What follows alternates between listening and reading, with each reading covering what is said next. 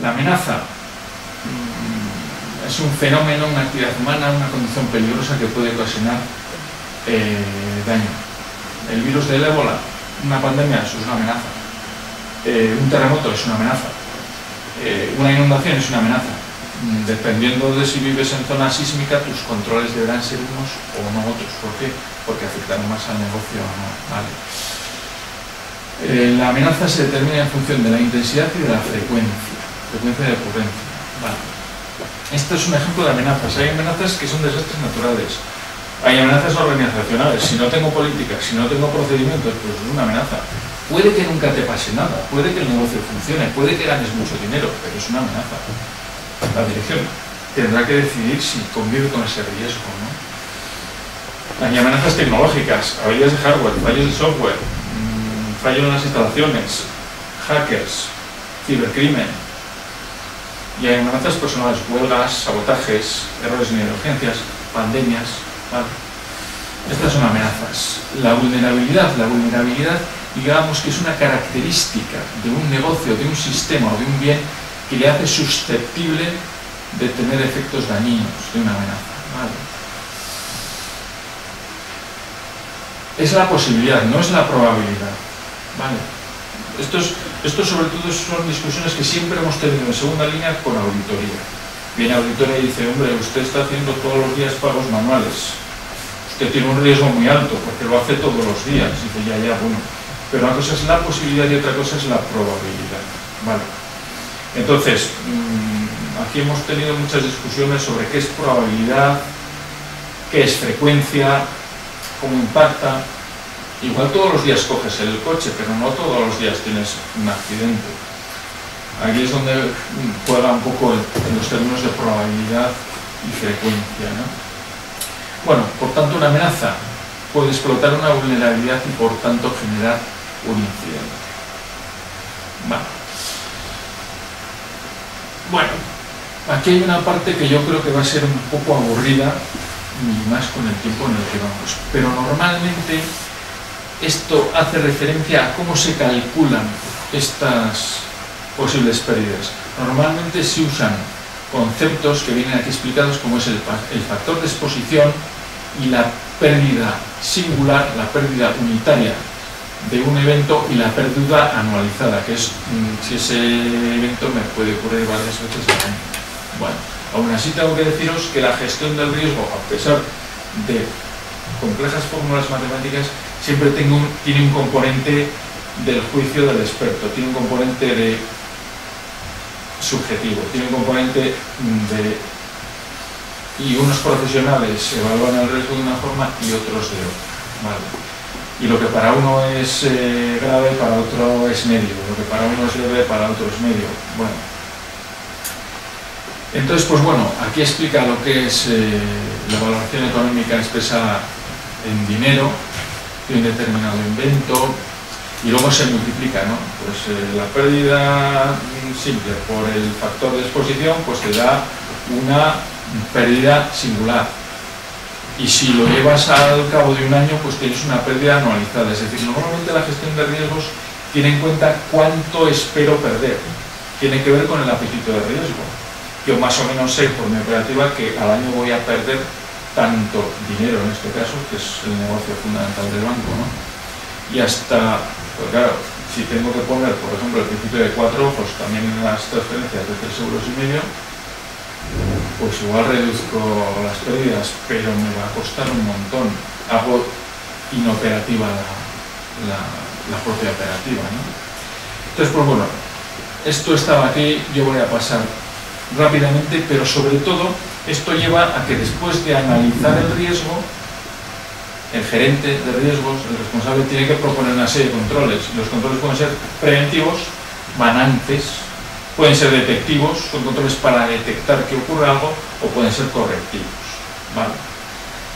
Esto es muy clásico, ¿no? Es decir, pues por ejemplo, poner extintores es un control preventivo, va antes del incendio. Puede ser que nunca tengas un incendio, te habrás gastado una pasta en extintores. Bueno, pero estás poniendo un control preventivo porque pues se han dado casos, como en Campofrío, que les ha vendido la fábrica y han perdido. Han tenido un incidente bastante serio, ¿no? Por ejemplo, ¿qué pueden ser controles preventivos? Pues virtualizar los servidores. ¿Por qué? Porque esto me da una agilidad. Como conocemos la tecnología, sabemos que si tenemos virtualizada la infraestructura, recuperar de backups o de imágenes es muy rápido. Si tenemos un centro de contingencias, nosotros lo tenemos. Tenemos un centro principal y tenemos un centro de contingencias donde se está replicando la información en tiempo real, de tal forma que si sufrimos un incidente en la sede principal, se trabaja contra la secundaria. Vale, sabéis que hay sitios calientes, sitios fríos, replicación en tiempo real. Bueno, esto es toda una teoría clásica que afecta a la disponibilidad, uno de los tres conceptos clásicos de seguridad. Bueno, pues fortalecer toda tu infraestructura para que sea resiliente frente a incidentes es algo preventivo.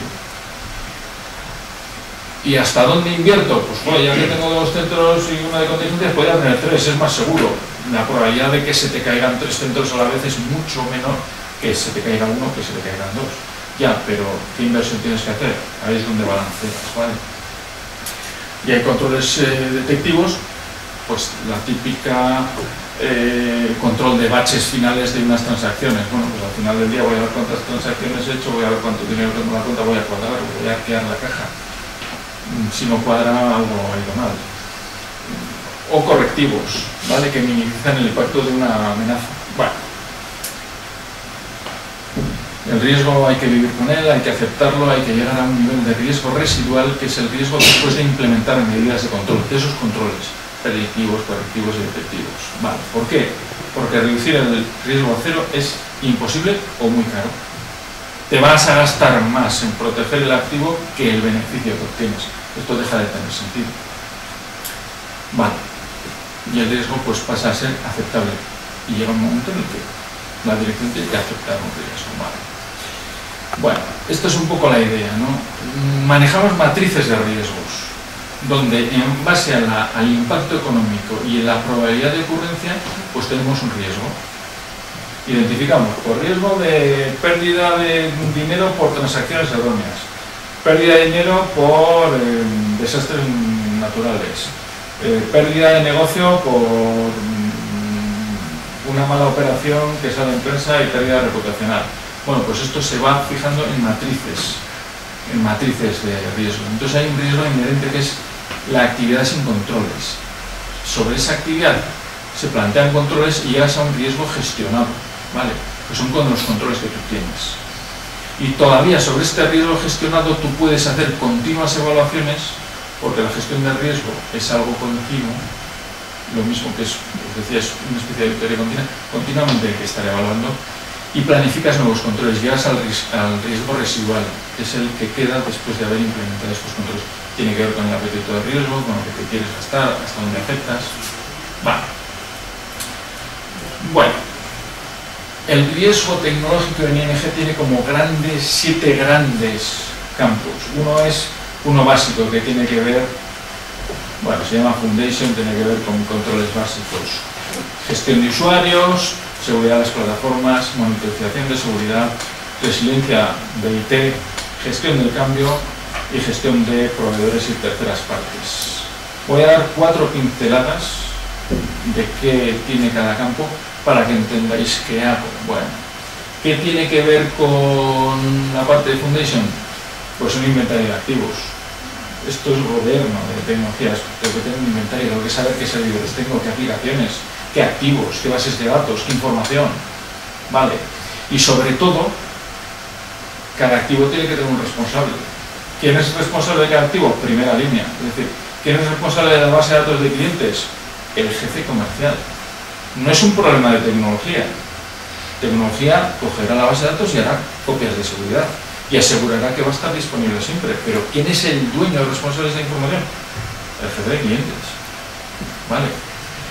Y hay que analizar cuál es el impacto de cada activo en el negocio. Y habrá activos críticos y activos de bajo impacto, y de impacto medio y de impacto alto. Protegeré los activos críticos. Los de bajo impacto, pues los protegeré menos. ¿Voy a cifrar la base de datos de Ticket Restaurant? Pues no creo que sea muy relevante frente al negocio. ¿Voy a cifrar los pagos manuales que a partir del 1 de enero van a viajar entre Commercial Banking y ING Direct? Pues igual viajan por líneas que no están bajo mi control. Voy a cifrarlo. Voy a poner firmas digitales. ¿Por qué? Porque ahí me da juego. ¿Vale?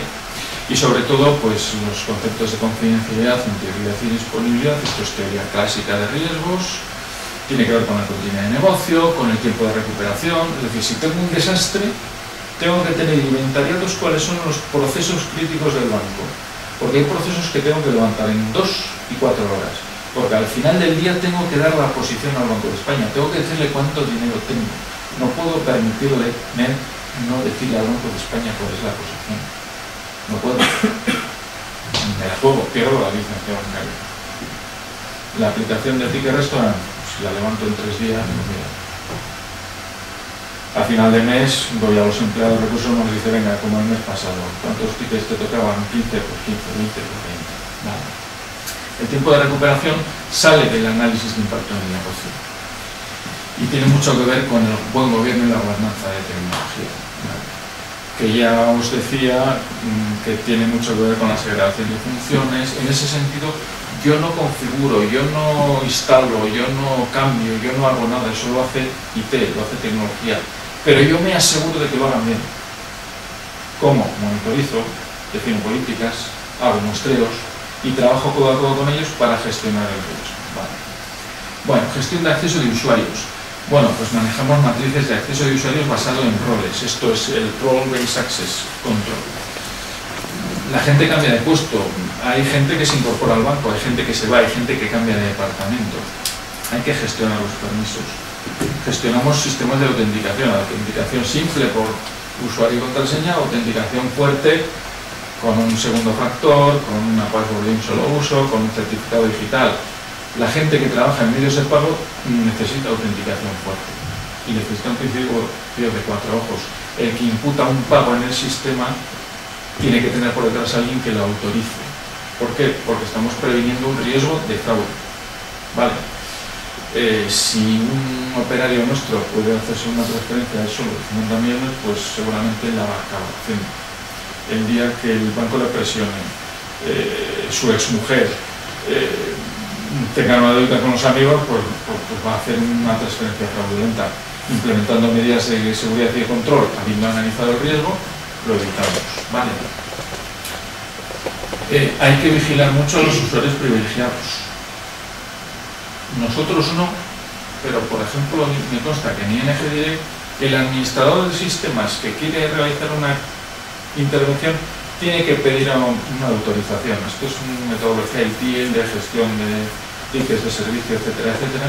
Entonces, alguien le autoriza con una password de superusuario a que haga la intervención y además va a una cámara de vídeo y la graba. Que los usuarios privilegiados hay que vigilarlos. Doble intervención, 4 ojos, etcétera. Los sistemas operativos, la seguridad perimetral, la gestión de parcheo, de antivirus, de malware en general, de APTs, supongo que en ciberamenazas os hablarían de las amenazas persistentes. La navegación por internet, dónde se navega y dónde no, qué me puedo descargar. La gestión de las conexiones externas, qué seguridad perimetral, cifrado de la información en tránsito o almacenada, dependiendo de su impacto en el negocio de la actividad. Todo esto lleva la parte de Platform Security. Vale.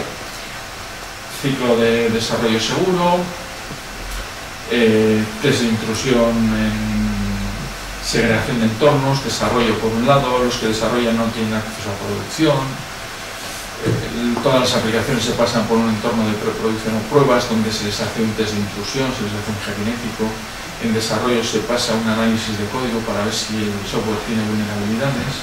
Vale. Todo esto hay que gestionarlo. ¿Por qué? Porque lleva un riesgo detrás que hemos analizado y hemos puesto estos controles. Y hay que monitorizar, hay que ver los eventos. ¿Qué voy a monitorizar? Todo. Todo no. Voy a monitorizar lo importante. Voy a monitorizar lo que es relevante para el negocio. Alineado con el negocio, con mi actividad, tengo que entenderlo. Vale, hay una gestión de log, de alertas, de sistemas operativos, de firewalls, de sondas de detección de intruso, etcétera, etcétera. Sobre todo los medios de pago se monitorizan mucho y todos los eventos se correlan y se gestionan. Y quien gestiona las alertas es un departamento segregado de quien configura las reglas en un firewall. Alguien configura las reglas en un firewall, alguien vigila los logs del firewall. ¿Vale? Bueno, IT Resilience es la capacidad que tiene la tecnología de ser resistente a fallos provocados, fallos malintencionados o fallos por azar. ¿Cómo se hace? Se eliminan puntos únicos de fallo.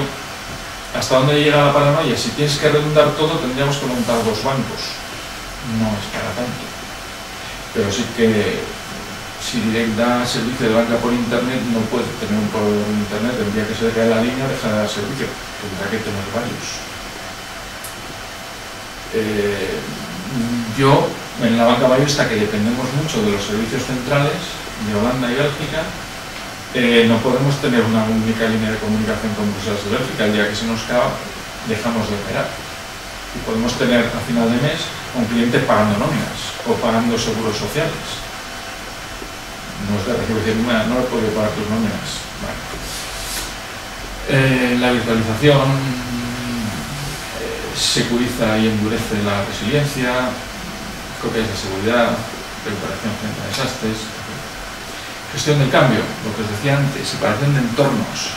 Todo cambio tiene que tener una aprobación, un responsable. El usuario ha tenido que hacer pruebas. Hemos tenido que pasar unas pruebas de test de vulnerabilidad frente al software, si no, también una gestión de cambios de emergencia. Hay veces que hay que poner algo en producción, sí así, porque el Banco de España dice el cuaderno bancario 37 ha cambiado. Hay que gestionar las versiones de software. Bueno. Y a los proveedores también hay que evaluarlos. Nos gusta tener un derecho de auditoría, saber que hacen las cosas bien. Nos gusta pedirles que tengan que hacer conclusiones. Os preguntaría, ¿he cubierto los objetivos? ¿El tiempo no? ¿Se ha entendido lo que hago? ¿Sabéis en lo que trabajo? ¿Podríais contar hoy en casa con vuestros amigos? Ha venido un tío de ING que trabaja en la gestión del riesgo. ¿Y eso qué es? ¿Seríais capaces? Es lo que he intentado explicar. Hemos entendido que la gestión de riesgo, desde un punto de vista, puede ser una auditoría continua. ¿Os habéis quedado con alguna clave para vuestro futuro profesional? Eso, ¿en qué trabajo? Mira, aquí tenía una anécdota. En ING hay un día al año que vienen 5 o 6 personas, estudiantes más jóvenes que vosotros, estudiantes de último curso del instituto, colegio, segundo de bachillerato, y ven un poco el banco, pasan por todos los departamentos, pasan por la gestión de riesgos, yo les cuento todas estas cosas, mejor, peor. Y lo bueno es que cuando acaba el día, nadie quiere trabajar en gestión de riesgos. Todo el mundo quiere trabajar en la sala de mercados, que es donde trabajan los traders. Los dealers tienen un montón de pantallas, de Bloomberg, con gráficas, y joder, eso es lo que le gusta a todo el mundo. Y ver cómo operan, y cómo venden y compran. Es como un logo de Wall Street. Entonces, pues bueno, esa es la anécdota. Al final, los que suelen pasar, al final de las preguntas, nadie quiere trabajar en gestión de riesgos. Es como muy aburrido, ¿no? Y bueno, pues esta es un poco la idea. Os doy las gracias. Yo no sé si hay preguntas. Ahí os dejo mis datos. La presentación está a disposición de la asignatura, de los alumnos. Ahí podéis leer un poco más, si os ha picado la curiosidad cómo era esto, leerlo un poco más, y si no, pues nada, lo archiváis. Correo personal, correo de trabajo.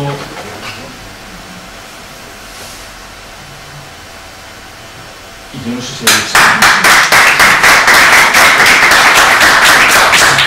Bueno, a mí me ha parecido francamente interesante. Has empezado con todo un planteamiento absolutamente bancario, de un banco que hay holandés por ahí, no recuerdo bien cuál era. Y ¿sabes lo que significa ING? Pues ahora no. Pues es muy sencillo. La I es International, Nederlanden Group, Grupo Internacional Holandés. Vaya nombre más feo. Sí, yo diría relacionada con la banca, ¿no? Bueno, y luego pues has terminado explicando lo que es la gestión del riesgo y contando tus experiencias. Es lo suficientemente denso, lo conozco este tema por la asignatura de gestión de proyectos y del riesgo, que es todavía más salida cuando te pones a contar precisamente pues pérdidas anualizadas. Hay una certificación muy buena que es la de gestión de proyectos del PNP, la que mencionas. Esta es interesante. Sí, según PPI. Quizá no ha salido en este tipo de conferencias, pero es algo interesante que en el mercado se valora. Sí, además es difícil conseguirlo.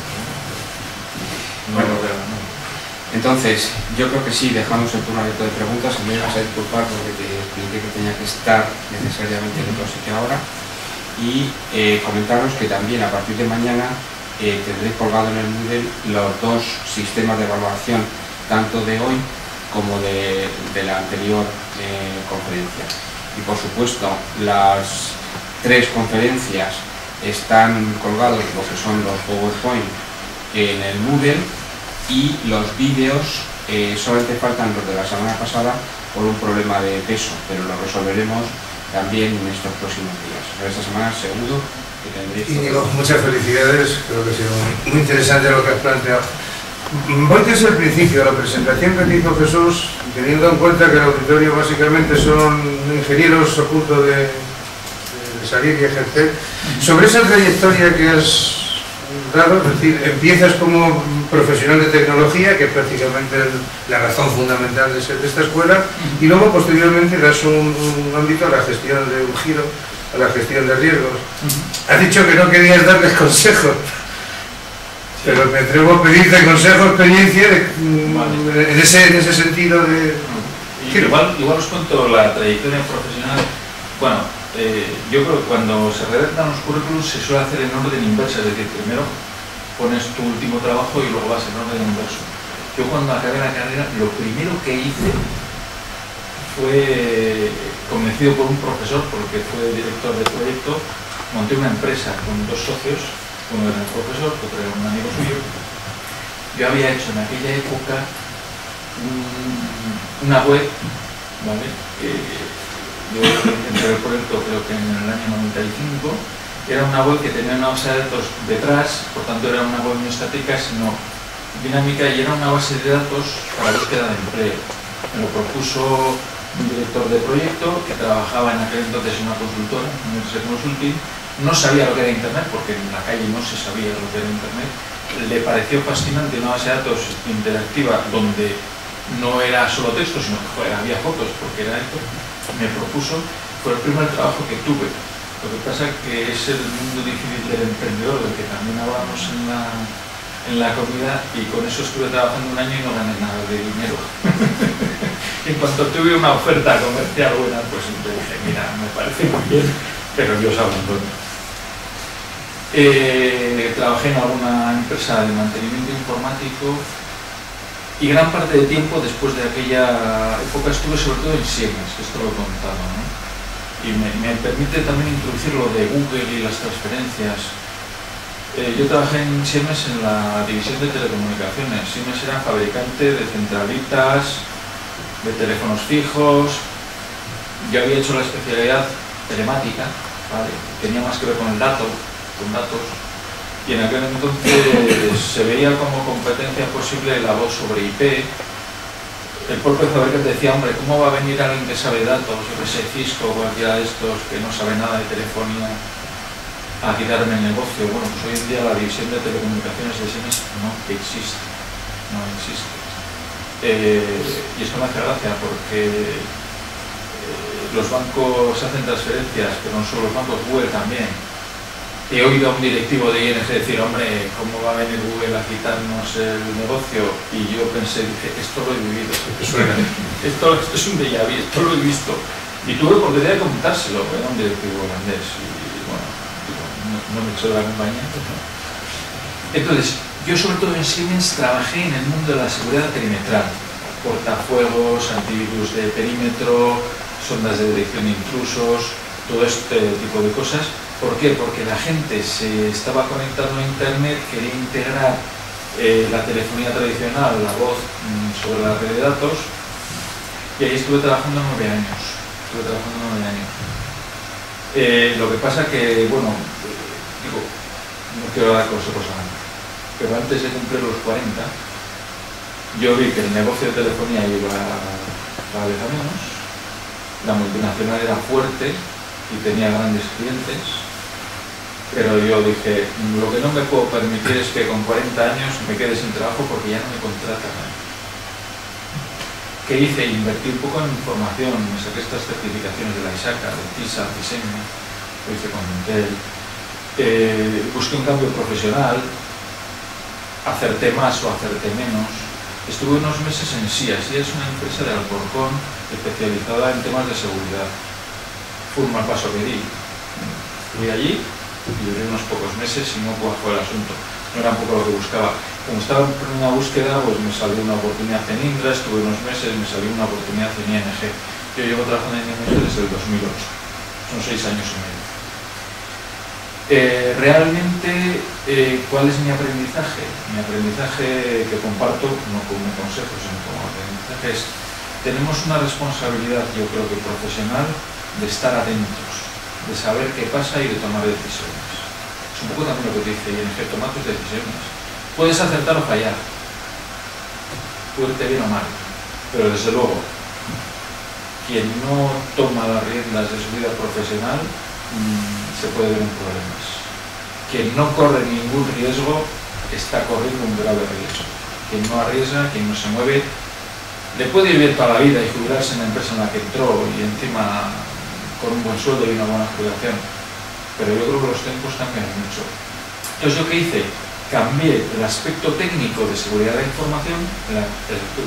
Yo configuraba firewalls, o sea, yo me entrevistaba con los clientes, veía sus necesidades, hacía la instalación, hacía la configuración, cerraba el proyecto, coordinaba, fui jefe del proyecto en ese sentido. Y luego me pasé un poco más a este mundo de segunda línea de la gestión. De todo se aprende, es decir, mi pasado que me permite que cuando en primera línea tengo que hacer el challenging, digo, a mí no me vende una moto de, no, esto no se puede hacer, digo, espérate, es que yo ya fui administrador de cortafuegos. ¿Se puede o no se puede? No, esto no funciona, porque esto es imposible. Bueno, espérate. ¿Recordáis, por ejemplo, cómo era Steve Jobs, el de Apple? Steve Jobs soñaba con soluciones y luego discutía con su gente técnica. La gente decía, eso que quieres es imposible, que solo tenga 2 botones el dispositivo, eso es imposible. Bueno, pues el tío conseguía que cambiaran todo para conseguir su sueño. Entonces, bueno, no sé por qué ponía el ejemplo de Steve Jobs, porque lógicamente no soy Steve Jobs, pero de alguna forma este giro me ha permitido dedicarme un poco más a la gestión del riesgo. Tengo que tener conocimientos técnicos porque tengo que entender el riesgo y traducírselo a la dirección. La dirección del banco no entiende de riesgos tecnológicos, no entiende, ni va a entender nunca, pero tiene que tomar decisiones estratégicas. ¿Cuál es mi labor? Mi labor es asesorarle, es entender el riesgo, evaluarlo, traducirlo a su lenguaje y explicarse. Luego ellos decidirán si lo hacen o no lo hacen. Un ejemplo.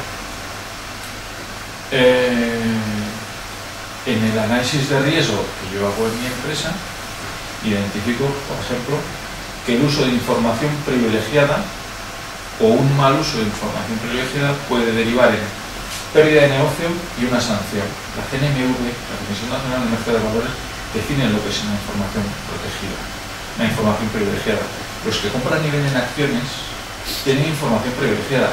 Ellos no pueden lucrarse personalmente con una información privilegiada que tienen, ni pueden filtrarla. Por tanto, yo hice mi análisis de riesgo e intenté dar a la dirección del banco un proyecto de prevención de fuga de información. Esto fue hace unos años. Estaban en las consultoras, se vendían proyectos de prevención de fuga de información, Data Loss Prevention, Data Leakage Prevention, gestión de derechos digitales. Es una evolución, es decir, si tú la información la proteges, aunque salga de tu perímetro, si está cifrada o tiene unas firmas digitales y es ininteligible, pues la estás protegiendo también. Es un poco de evolución, ¿no? Bueno, pues yo asesoro a la dirección, luego la dirección tomó sus decisiones, vio lo que le costaba implementar la solución y decidió no ponerla. ¿vale? Esta es mi labor, asesorar a la dirección. Oye, te das cuenta de que si un trader vende esta información en el mercado negro, tú pierdes mucho dinero. Tengo un control compensatorio, confío en mi gente, lleva trabajando mucho tiempo conmigo y me fío. Es la decisión que toma la dirección. Yo tengo que explicar los riesgos que corren. No sé si esto Y como no querías darles consejos, pero entonces, bueno, sí, vamos, básicamente era como, ahora ya casi te pido un poco más el consejo, si quieres. Sí, la recomendación, recién terminada la carrera, si consideras que podría ser interesante que buscaran directamente su primer empleo en el ámbito de la gestión de riesgos, de la auditoría interna, o que pasarán previamente por un puesto tecnológico. Yo creo que los dos itinerarios son válidos. Como hay circulan por internet unas diapositivas muy graciosas que dicen ¿cómo llegar a ser responsable de seguridad? Empiezo de tecnología y después de 20 años me ascienden. Y yo el otro itinerario, soy un hacker, reviento una empresa, me contratan en 2 años de seguridad, ¿no? Yo creo que los dos itinerarios que tú planteas son buenos, es decir, la tecnología es buena en sí, estáis capacitados, se puede trabajar en tecnología. Las empresas necesitan la tecnología para sus negocios. Hoy en día difícilmente cualquier negocio que no tenga tecnología va a prosperar. Por lo tanto, el tecnólogo, el que sabe tecnología, es una pieza importante. La gestión de riesgos es algo con base tecnológica, pero un poco más gerencial.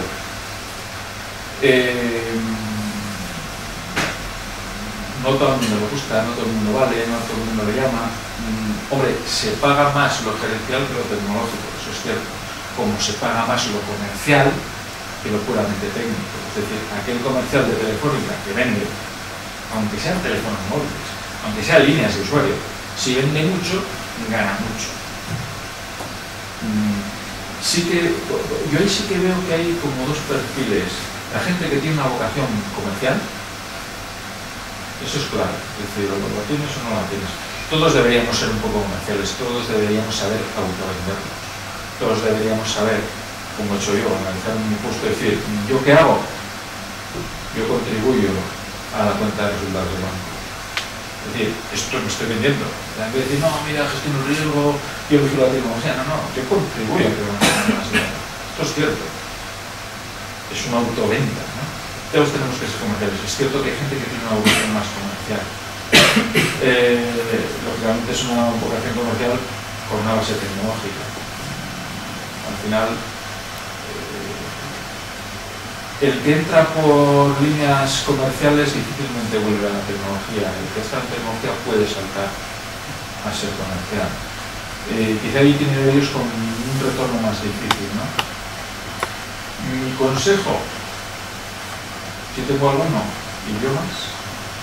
Yo he visto que quien sabe comunicarse internacionalmente tiene más trayectoria que quien no lo sabe hacer.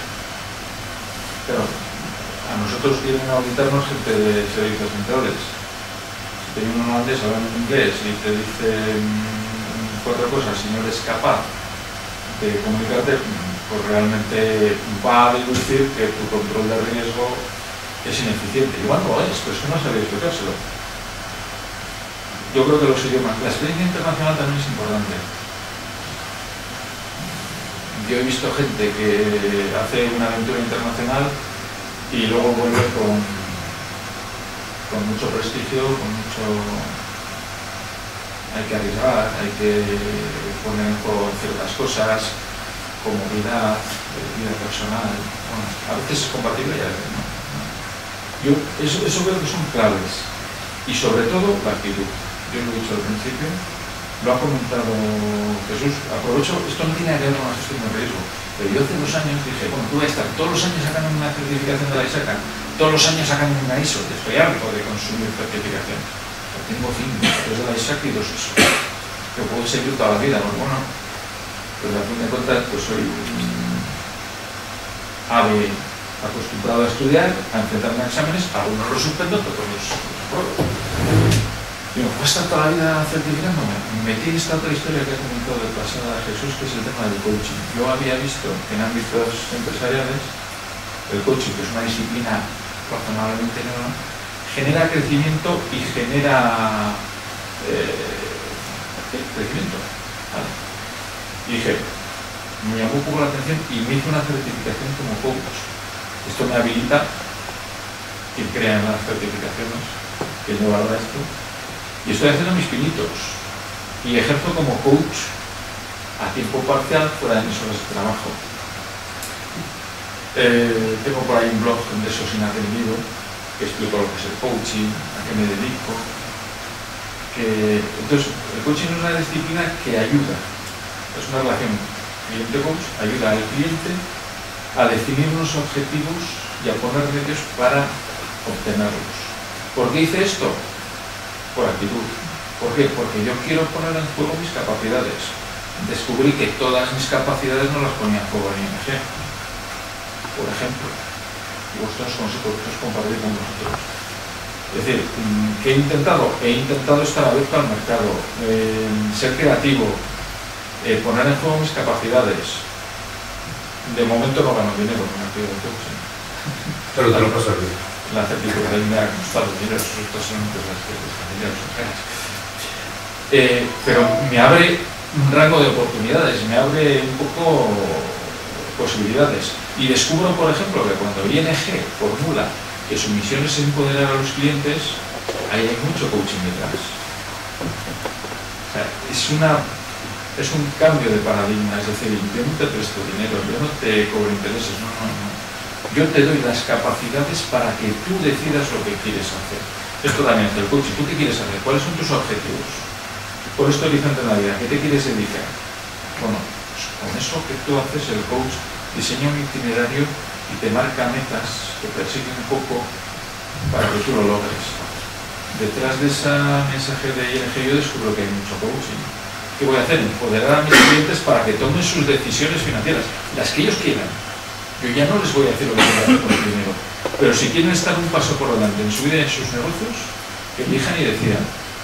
Yo les presto dinero, les doy capacidad y los empodero. La actitud es importante.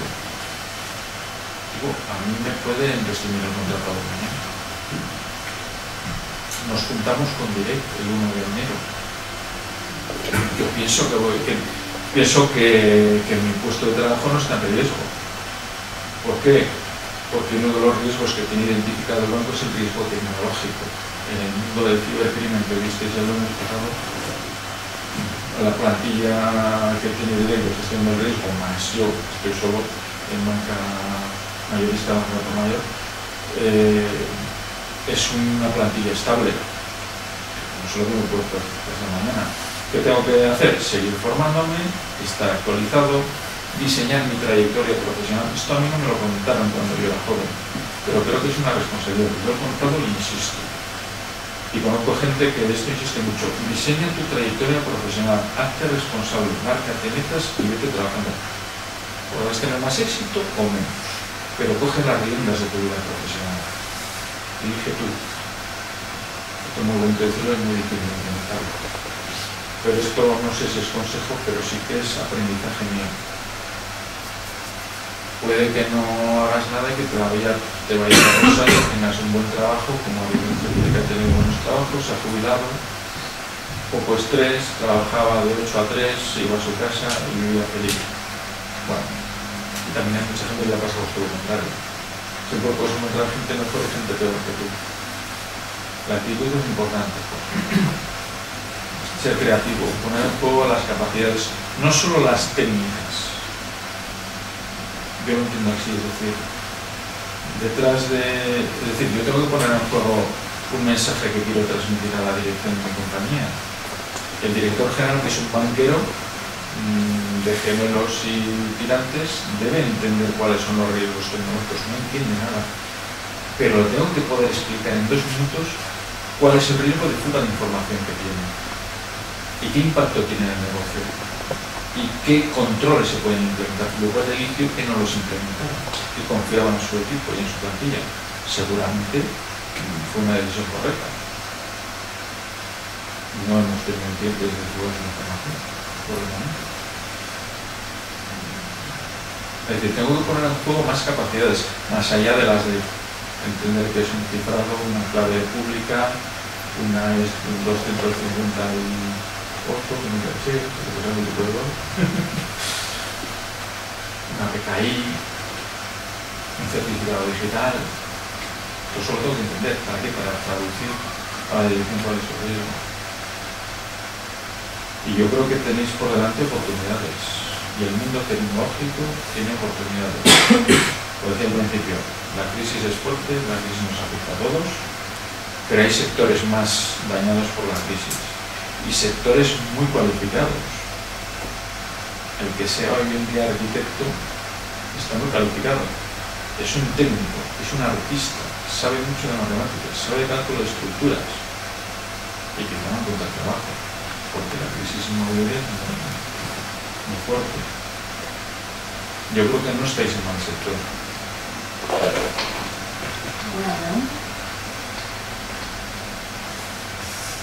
Bueno, se habla de la responsabilidad de cada uno para diseñar y formarnos, o sea, para, en cierto modo, trazarnos nuestro perfil profesional. Pero ¿de quién es la responsabilidad de ofrecer esa formación continua? O sea, ¿quién debe ofrecerla? Además es que cuando lo has comentado al principio de tu presentación, precisamente hoy hay un foro en Bilbao sobre el empleo juvenil. El representante de las universidades hablaba de cómo una de las carencias de la Universidad Española es pues que falla precisamente en ofrecer formación continua. Entonces, ¿quién crees que es el responsable o dónde se puede obtener? Vamos a ver, yo diría que la formación del adulto, la formación del profesional es una formación distinta a la académica. ¿Vale? Es decir, no podemos, yo creo que un profesional, yo no tengo cabeza para ir a una asignatura clásica de universidad, temario, examen, eso suspendo todo hoy en día. Voy a enfrentarme en una. La educación del profesional y del adulto yo creo que es un poquito distinta. Pasa por posgrados. Normalmente quien cursa un posgrado, pues el alumno que se lo paga. A veces trabajas y trabajando te lo puedes pagar. He visto pocas empresas que pagan posgrados a sus empleados. He visto pocas. Igual hay alguna, pero he visto pocas. Quizá las grandes consultoras lo hagan. Las Big Four, Ernst & Young, Deloitte, KPMG, este tipo de empresas. Y sobre todo, y mucho las de cultura anglosajona, quizá un Google, quizá un Apple, empresas españolas o de otro, suele ser más difícil. La responsabilidad de la formación continua, por un lado, es del perfil profesional, pero creo que también se puede pedir a las empresas. Es decir, la empresa en la que trabajas tiene una obligación de mantenerte actualizado, si no te sales del mercado. Por ejemplo, yo cuando me contrató ING, yo ya estaba certificado como CISA y CISEN. Ya estaba. De hecho, era uno de los requisitos que pedía para la contratación, ¿no? No sé si lo explicó Antonio Ramos. Mantener la pertenencia al membership de ISACA supone pagar unas tasas anuales, una formación continua. Entonces, por ejemplo, yo a mi jefe, porque tengo un jefe que nos manda, yo a mi jefe anualmente le digo, hombre, ya que me pediste esto para entrar, por lo menos facilítame que yo continúe con mi certificación actualizada, y esto me obliga a cubrir. En el caso de la ISACA son 120 horas de formación cada 3 años. Son 40, un año puedes hacer 20 y luego haces 60. Entonces, ¿yo qué le pido a mi empresa? Le pido, oye, necesito sumar horas. ¿Por qué? Porque esto es mantenimiento de la certificación que tú me pediste para entrar. Y por tanto, me voy incluso a los mínimos estándar de ING. Dice, para ser un gestor de riesgo hay que saber entender el riesgo. Y se sugiere certificación tipo CISA, CISP, que es una certificación de amplio espectro. Si fuera jefe de proyecto, pues me pedirían el PMP. Este tipo de cosas. Bueno, si esto luego tiene un coste, yo creo que es bueno pedírselo a la empresa. Te podrá decir que no siempre. Estamos en reducción de costes. Ya, bueno, pero la en mi caso una empresa que genera beneficios y que gana, también tiene que reducir costes, pero es razonable pedirla. Entonces, por ejemplo, yo, la formación que me obliga a la ISACA para mantener las certificaciones, yo me la busco, me la curro y le presento una propuesta a mi jefe y a Recursos Humanos. No me vienen a buscarla. Entonces, eso lo hace todos los años voy a Secormática. Secormática es un congreso de seguridad, es español. Eso son 3 días, suelo ir 1 de cada 3, porque puedes ir uno con 3 días. Me dan un certificado de 24 horas, no sé por qué solo un día. Ya tengo 24 de las 40. Bueno, yo creo que hay que balancear. Hay veces que el empleado tiene que invertir. Yo me he gastado dinero en las certificaciones. He invertido, he invertido. Porque la educación es una inversión. Yo lo veo así. Es una inversión que a veces hay que poner parte, lógicamente, esfuerzo y tiempo vale tuyo, no vale ninguna. A veces hay que poner el dinero económico. Si se lo puedes pedir a la empresa, yo creo que hay que balancear. Yo creo que es razonable. También algún día me dirán que no.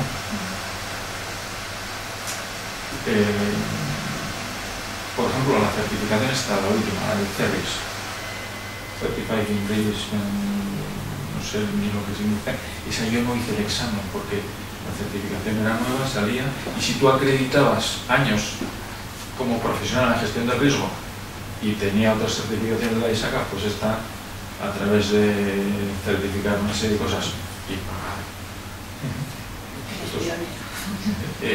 Bueno, pues esta me la dieron, esa me la pagué yo, ya no tuve cara de pedírsela a mi empresa. Sin embargo, para mantenerla sí que me atrevo a pedírsela.